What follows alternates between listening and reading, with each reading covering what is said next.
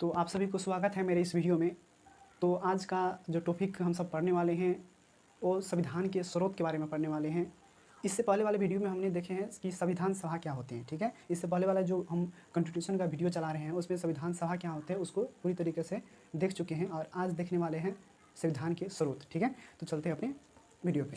देखो यहाँ पे आज हम देखेंगे संविधान के स्रोत, संविधान का कौन कौन सा स्रोत होता है, इस पर कई सारे इतिहासकार का क्या कहना है उस पर भी हम बात करने का कोशिश करेंगे, ठीक है। तो यहाँ पे देखो, यहाँ पे भारतीय शासन अधिनियम 1935, यानी इस अधिनियम है भारतीय शासन अधिनियम 1935 का। यह अधिनियम अंग्रेज के द्वारा भारत में लाया गया था। इसके द्वारा यह अधिनियम अंग्रेज के द्वारा भारत में लाया गया था 1935 में, इसलिए इसका नाम पड़ा है भारत शासन अधिनियम। इस पे भारत पर शासन किया जाता था इस अधिनियम के द्वारा, ठीक है। तो यहाँ पे भारत शासन अधिनियम से बहुत सारा चीज़ क्या किया हमारे संविधान में इंक्लूड किया गया, जैसे न्यायपालिका, CAG, लोक सेवा आयोग, इस प्रकार से किया गया, ठीक है। यानी बहुत कह सकते हैं कि यहाँ पे 50% से ज़्यादा आर्टिकल को यहीं से शामिल किया गया, ठीक है। भारत शासन अधिनियम 1935 से शामिल किया गया है, ठीक है। दूसरा है जर्मनी, यानी जर्मनी से जब आपातकाल की स्थिति लगेगा, ठीक है। जब आपातकाल की स्थिति हमारे इंडिया में लगता है तो उस समय क्या होता है, हमारे मौलिक अधिकार जो भी हमारे फंडामेंटल राइट है वो क्या होता है, सस्पेंड हो जाता है। तो यह अधिकार कहाँ से लिया गया है, तो यह अधिकार जर्मनी से लिया गया है। कहाँ से, तो जर्मनी से लिया गया है। अब देखो USA, United state of America, ठीक है, यानी अमेरिका से मूल अधिकार लिया गया है। किससे मूल अधिकार लिया गया है, और यहाँ पे संविधान की सर्वोच्चता, यानी हमारे संविधान की क्या सर्वोच्चता है वहाँ से अमेरिका से लिया गया है। और यहाँ पे निर्वाचित राष्ट्रपति, यानी राष्ट्रपति क्या होगा, निर्वाचित होगा, ठीक है। और यहाँ पे महाभियोग का मतलब होता है, यहाँ पे राष्ट्रपति होता है तो राष्ट्रपति को महाभियोग राष्ट्रपति पर लग सकते हैं, ठीक है।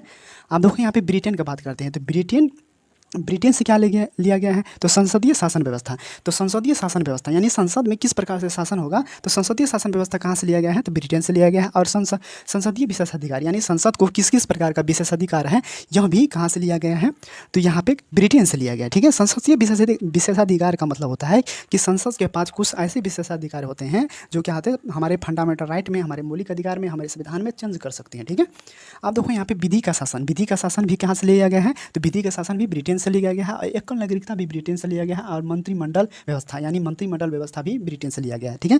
यानी बहुत सारा मंत्री जो PM को चुनता है तो उस मंत्रिमंडल भी कहाँ से लिया गया है, ब्रिटेन से लिया गया है। अब देखो यहाँ पे कनाडा से क्या लिया गया है, तो यहाँ पे संघात्मक व्यवस्था कनाडा से लिया गया है। और यहाँ पे शक्तियों का विभाजन, देखो शक्तियों का विभाजन का मतलब क्या होता है, केंद्र के पास अलग शक्ति रहेगा और राज्य के पास अलग शक्ति रहेगा, ठीक है।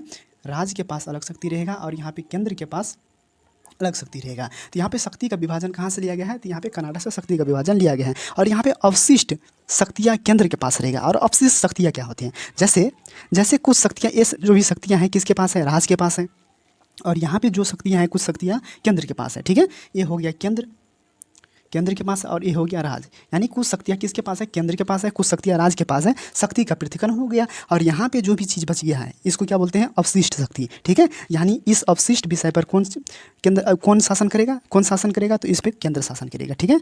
तो यानी अवशिष्ट विषय पर शासन करने वाला कौन करेगा, केंद्र शासन करेगा। कहाँ से लिया गया है, तो कनाडा से लिया गया है, ठीक है। और देखिए यहाँ पे दक्षिण अफ्रीका से लिया गया है संविधान संशोधन, यानी हम संविधान में संशोधन कर सकते हैं। कहाँ से यह बात ली गई है, तो यहाँ पे दक्षिण अफ्रीका से ली गई है, ठीक है। जैसे संविधान में बहुत सारा आर्टिकल है उसको चेंज कर सकते हैं, तो यहाँ पे लिया गया है दक्षिण अफ्रीका से। यहाँ पे आयरलैंड, आप देखते हैं यहाँ पे आयरलैंड से क्या लिया गया है, ठीक है। तो आयरलैंड से लिया गया है DPSP, ठीक है। किससे लिया गया, DPSP, यानी राज्य के नीति निर्देशक तत्व, ठीक है।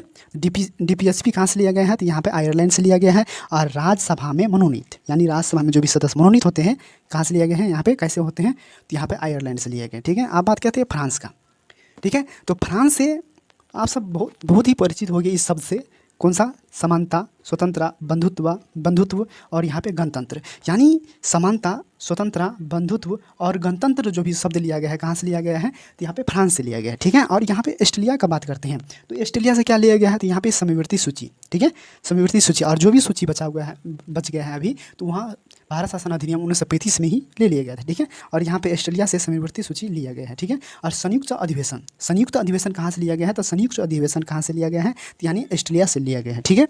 आप देखते होंगे, अब देखो यहाँ पे रूस, ये बच गया है रूस से क्या है, यहाँ पे मौलिक कर्तव्य, ठीक है, फंडामेंटल ड्यूटीज़ यानी मौलिक कर्तव्य। तो मौलिक कर्तव्य को 42वें संविधान संशोधन अधिनियम 1946 के द्वारा संशोधित करके यहाँ पे मौलिक कर्तव्य को रूस के संविधान से लिया गया है, ठीक है, हमारे संविधान में जोड़ा गया। कौन सा संविधान संशोधन द्वारा? 42वें संविधान संशोधन 1946 के द्वारा, ठीक है। तो ये बात रहा कि कौन कौन सा चीज़ कहाँ कहाँ से या कौन कौन सा देश से लिया गया है, ठीक है।